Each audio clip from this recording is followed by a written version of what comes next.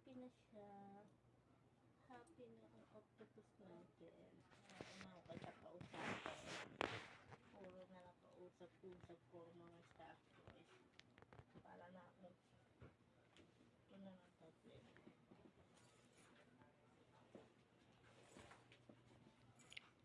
Tablet lang. Tablet guys. Maganda mag-tablet. Problema eh.